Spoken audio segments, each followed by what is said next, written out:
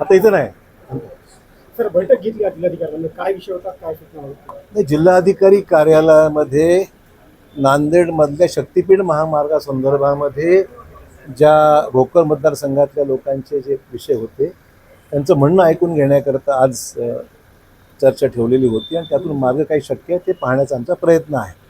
कारण की 4-5 गावातल्या लोकांची वेगळी मतं आहेत, थोडीशी सुपीक जमिनी चाललेल्या आहेत आणि काही लोक भूमिहीन व्हायची शक्यता आहे. असे काही विषय आहेत. त्यामुळे शक्तीपीठ महामार्ग व्हावा अशी भूमिका आहे, सर्वांचीच आहे. आणि होण्याच्या दृष्टिकोनातून पर्याय काही निघतो का त्याच्यामध्ये, किंवा त्याचं म्हणणं काय हे ऐकून घेण्याकरता मिटिंग. सर, दिल्लीमध्ये भाजपला बहुमत मिळालेलं आहे. हे भाजपला बहुमत मिळालं हे पंतप्रधान नरेंद्र मोदी यांच्या नेतृत्वाचं यश आहे. आज फार मोठ्या फरकाने भाजप त्या ठिकाणी विजयी झालेला आहे आणि भाजपाचे सर्व दिग्गज नेते निवडून आले आणि आपचे तेवढेच दिग्गज नेते पराभूत झाले. ही त्यातली एक महत्त्वाची बाब आहे. कारण गेल्या 10 वर्षामध्ये आम आदमी पार्टीने ज्याला आपदा म्हणून संबोधित केलं, खरेच होतं. कारण लोकांचं मत जे आहे हे अनुकूल आम आदमी पार्टीला राहिलेलं नाही आणि आपण निकालावरून स्पष्ट होते की लोक ही एकसूत्री अशा प्रकारची भूमिका लोकांची आहे की केंद्रात सरकार ज्याचं आहे त्याच्या हातातच दिल्ली राहिली पाहिजे, ही भूमिका लोकांनी स्वीकारलेली आहे. म्हणजे मोदी साहेबांचं नेतृत्व लोकांनी देशभर स्वीकारलेलं आहे. आणि त्यामुळे आपण पाहिलं की जे लोक सातत्याने पंतप्रधान टीका करतात त्यांची काय दारुण अवस्था झालेली आहे. विशेष करून काँग्रेस. आज शून्य एकही जागा आली नाही माझ्या माहितीप्रमाणे. तर मग असं जी अवस्था असेल तर मग ज्यांना जनमतच कळत नाही, जनमताचा कौल ज्यांना समजू शकत नाही, त्यांनी आधी ते समजून घेतलं पाहिजे. ह्याचं आता आत्मपरीक्षण करण्याच्या पलीकडे विषय गेलेला आहे की सगळ्याच राज्यामध्ये पराभव होऊ लागलेला आहे. ह्याचं गांभीर्य तरी त्यांना समजलं पाहिजे असं वाटतं मला. सर, तुम्ही एक विधान केलं होतं की जर कार्यकर्त्यांची इच्छा असेल तर आपण स्वबळावरती लढू. त्यावर मी कार्यकर्त्यांचंच म्हणलो. मी कार्यकर्त्यांची इच्छा, शेवटी ज्यांना निवडणुका लढायच्या आहेत, आमच्या निवडणुका होऊन गेल्या. आता कार्यकर्त्यांची इच्छा काय आहे ह्याला महत्त्व आहे ना. शेवटी निवडणुकीमध्ये किंवा पक्षाला बळ जे मिळतं ते कार्यकर्त्यांच्या ताकदीने मिळतं. आणि त्यामुळे ज्यांच्याकरता ही निवडणूक आपण लढणार आहोत, ज्यांच्यासाठी आपण निवडणुकीमध्ये उतरणार आहोत, त्यांचं मत काय आहे हे समजून घेऊनच निर्णय घ्यावा लागेल. त्यांचं जे काही मत असेल ते पक्षश्रेष्ठींना कळवू. कारण मी काही भाजपचा मोठा नेता नाही आहे, मी कार्यकर्ता आहे भाजपचा. त्यामुळे कार्यकर्त्या नात्याने मत कळावं लागतं काय आहे. त्यावरती हेमंत पटलांनी प्रतिक्रिया दिली की आम्ही पण स्वबळावरती लढू. आणि नंतर राष्ट्रवादीचे आमदारांनी पण उडी घेतली की राष्ट्रवादीची पण ताकद आहे, आम्ही पण स्वबळावरती. नाही, माझ्या तक्रारी अजून वरिष्ठ पातळीवर गेल्या तरी माझी काही तक्रार नाही आहे. आणि माझ्या पक्षामध्ये माझ्या पक्षाचं हित सांभाळणे हे माझं कामच आहे ना. त्यामुळे माझ्या पक्षाचं हित मी जरूर पाहणार. आणि मी पक्षाचा नेता नाही, मी कार्यकर्ता आहे, हीच माझी भूमिका असल्यामुळे कार्यकर्त्या नात्याने माझी भूमिका मांडेल. मित्र पक्षातील जे आता हे वक्तव्य येत आहेत ना की हेमंत पाटलाचं असेल किंवा चिखलीकरांचं, तर त्यावरून अशी चर्चा झाली की नांदेडमध्ये माहितीत मतभेद सुरू आहे. अजिबात मतभेद नाही, कशाला कारणच नाही ना.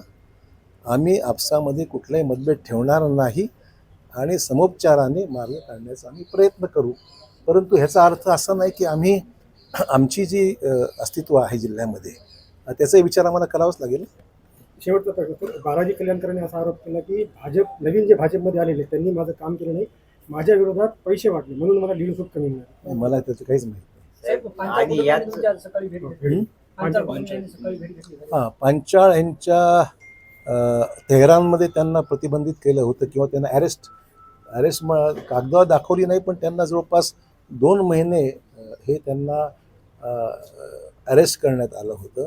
कुठलाही सबळ कारण नसताना त्यांच्या सांगण्यावरून तर मला कारण मी त्यांच्याकरता बऱ्याच ठिकाणी प्रयत्न केले. तेहरानमध्ये आपले जे ॲम्बॅसेडर आहेत त्यांच्याही संपर्क साधला होता, केंद्र सरकारकडे पाठपुरावा केला होता. आणि त्यांचे कुटुंबीय, त्यांचे आई वडील फार त्रस्त होते. फार त्याची मानसिक अवस्था फार बिकट झाली होती. आपला मुलगा परत येईल की नाही अशा प्रकारची त्यांना भीती होती. तेहरानमध्ये 60 दिवसात लापता असल्यामुळे नेमकं त्याचं काय झालेलं आहे हे त्यांना समजत नव्हतं. अशा सगळ्या पार्श्वभूमीवर फार चिंतित होते ते. आणि शेवटी सर्व प्रयत्नांना यश आलं आणि ते परत आलेले आहेत. ते मला भेटले आणि त्यांनी माझे आभार मानले. मी म्हटलं आभार नाही, आमचं सर्वांचं कर्तव्यच आहे. मराठवाड्यातला एक होतकरू उद्योजक, त्यांचा कूलरचा बिझनेस आहे, फळंसुद्धा एक्सपोर्ट करण्यासंदर्भात त्यांचा प्रयत्न असतो. त्यामुळे आपल्या जिल्ह्यातला मराठवाड्यातला एखादा मुलगा जो उद्योजक आहे तो तेहरानमध्ये त्याला प्रतिबंधित केलं जातं, अरेस्ट केलं जातं, कुठलं कारण नसताना केलं जातं आणि नंतर सोडून दिलं जातं. त्याला काहीतरी नेमकं कशासाठी केलं होतं मुद्दा असा आहे की त्याला 60 दिवस डांबून ठेवलं जातं कुठल्या कारणास्तव.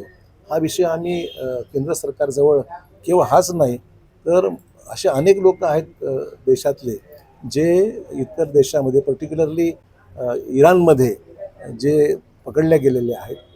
ते काही इलिगल इमिग्रंट नव्हते, त्यांच्याकडे विजा होता, त्यांच्यावर कुठला गुन्हा झालेला नाही आहे आणि मग अशा लोकांना अरेस्ट करून ठेवणं कुठलंही कारण नसताना हे चुकीचं आहे. त्यामुळे मला वाटतं की हा आता प्रश्न आम्ही वरिष्ठ पातळीवर नेणार आहोत आणि शासनाची प्रतिक्रिया याच्यात नेमकी काय आहे, कशामुळे केलं याचा खुलासासुद्धा संबंधित सरकारकडून आला पाहिजे. नाही तर असं उद्या कोणालाही जाणं कठीण होऊन जाईल आणि शेवटी आपला राज्य, आपला देश हा प्रगतिशील राज्य आहे, देश आहे आणि आपल्या देशामध्ये अशा प्रकारच्या घटना घडणं उचित नाही आणि म्हणून केंद्र सरकारने वरिष्ठ पातळीवर हा प्रश्न न्यावा आणि त्याचा वास्तव काय आहे ते लोकांसमोर आलं पाहिजे. तर सुधीर मुनगंटीवार जे होते नांदेडचे गिरावले होते, तुम्ही सोबळाचं जे वक्तव्य केलं होतं त्यांनी त्याचं समर्थन केलं, त्याच्यामुळे अशोक चव्हाण तसं म्हणण्यात वावगं काय किंवा त्यांचं मत असं ते मांडलेलं आहे. पण इथं भाजपमध्ये दोन तंबू ऐकायला मिळतात, एक निष्ठावान भाजप आणि एक नवीन भाजप. नवीन भाजप असं काही नाही. त्यांचा फार कल दिसत आहे हेमंत पाटील यांचा. तर मला असं कोणी प्रतिक्रिया आमच्या पक्षाबद्दल देण्यावर मी काही वक्तव्य करावं अशी बाब नाही आहे आणि सगळे मोठे नेते आहेत, मी एक लहान कार्यकर्ता आहे, त्याच्यामुळे नेत्यांच्याबद्दल मी काय बोलू.